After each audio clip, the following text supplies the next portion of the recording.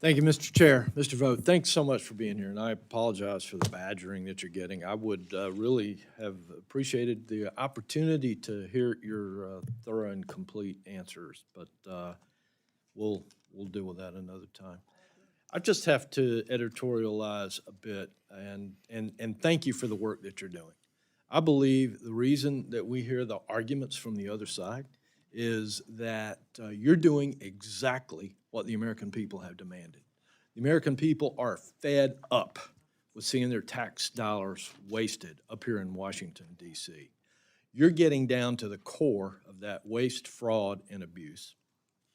And they're angry about it.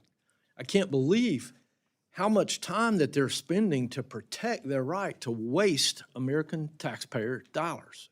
I appreciate your courage to jump right into the middle of it, to defend your position, and to do what all of us were sent to do here in Washington, D.C. Thank you. Thank you. What I see taking place is exactly what should take place.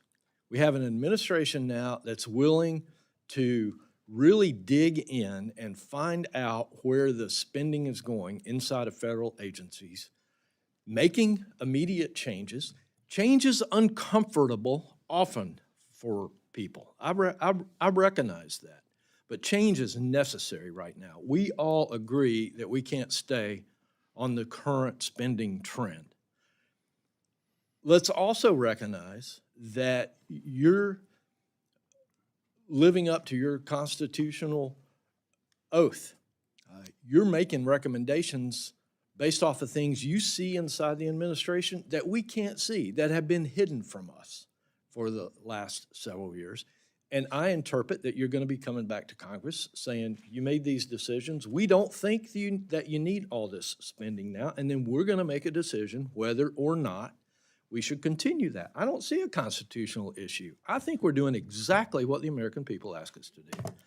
So that said, for years, the Congressional Budget Office has been touted as a nonpartisan agency, but there's a growing body of evidence showing that it regularly overestimates the benefits of Democratic policies while underestimating their costs. And it downplays the success of Republican initiatives, such as President Trump's Tax Cuts and Jobs Act in 2017, while overestimating the cost. Coupled with the publicity, known Democratic political affiliations among key CBO staff, this raises some serious questions about the agency's ability to impartially evaluate the cost of legislation. My first question is, how can OMB and Congress work together to ensure future budget and policy decisions are based on sound, objective data rather than politically motivated projections?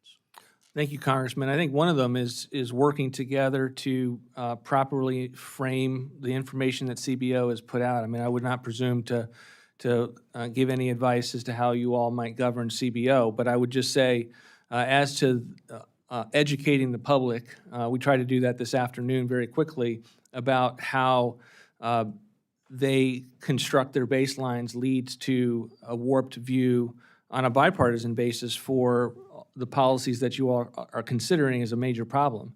And I both on the revenue side and on the tax side, there's often a lack of willingness to look at what might happen dynamically, not just on revenues, but even the fact that someone that is not eligible for a program will be able to get additional care because they go to their private health insurance. I mean, that is the kind of analysis that CBO just does not do.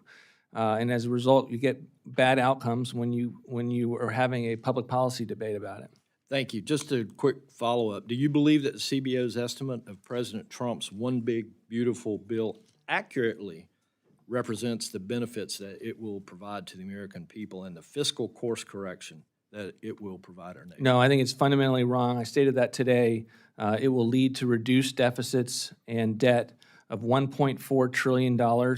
It will reduce mandatory savings of $1.7 trillion. And I don't think the way they construct their baseline, not only does it give a fair shake to economic growth, but it fundamentally misreads the economic consequences of not extending current law tax relief. I mean, the degree to which we would have a recession or worse if the tax relief is not extended is something that they just fundamentally do not factor into their analysis. Thank you for that clarification. Mr. Chair, I'll yield. Thank you, Mr. Rivers. The chair now recognizes